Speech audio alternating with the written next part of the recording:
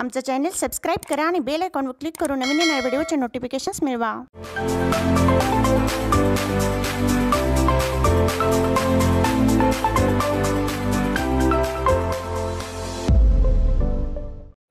नमस्कार। आज संविधान दिन भारताचा सर्वात मोठा दिवस म्हणून साजरा केला जातो। डॉक्टर बाबासाहेब आंबेडकर या संविधान दिनाचे प्रथमतः शिल्पकार म्हणून ओळखले जातात।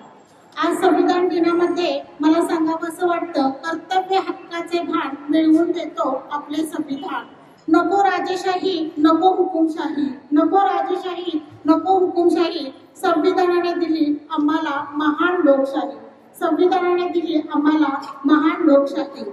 आज संविधानामध्ये आज माझे संविधान माझा अभिमान वाढवली, त्यात जगती आमची सर्व भारतीय नागरिकास हक्क दिले समान। माझे संविधान माझा जीव की प्राण, हे आहे भारतीय संविधान।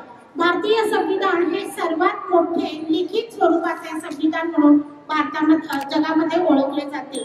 या संविधानास लिहिण्यास 2 वर्ष 11 महिने 18 दिवस हा अति परिश्रमपूर्वक हे संविधान लिहिण्यास वेळ लागलेला आहे।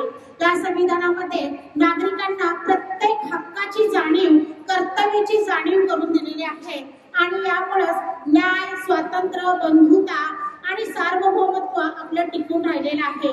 प्रत्येकाला बोलण्याचा अधिकार दिलेला आहे, प्रत्येकाला कुठलाही वर्ग किंवा कुठलाही पेशा स्वीकारण्याचा अधिकार दिलेला आहे। प्रत्येक अधिकार हे आपल्याला संविधानाने दिलेला आहे।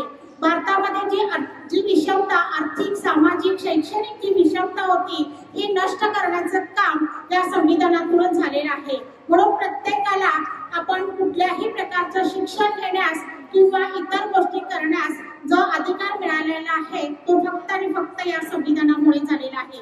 त्यामुळेच आपलं वैशिष्ट्य की भारतीय लिखित स्वरूपाचं जरी असलं तरी त्याच्यामध्ये ताठरता किंवा लवचिकता हे फार मोठीशी ताठरताही नाही, लवचिकताही नाही, कारण अनेक वेळेला काही गोष्टी बदलत्या जगाबरोबर बदलण्याची सुद्धा लवचिकता त्यामध्ये ठेवलेली आहे। जसं समाज बदलेल तसं त्या पद्धतीने संविधानामध्ये काही घटना बदलतही गेलेल्या आहेत।